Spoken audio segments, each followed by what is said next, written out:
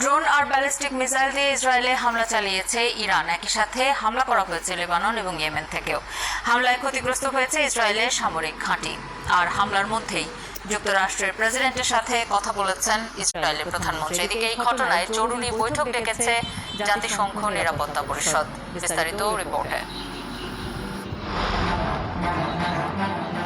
যুক্তরাষ্ট্রের গোয়েন্দাদের আশঙ্কাকে সত্যি করে দিয়ে ইসরায়েলে সরাসরি হামলা চালালো ইরান। আর হামলায় ব্যবহার হয়েছে আগে থেকেই জানা ড্রোন এবং ব্যালিস্টিক মিসাইল।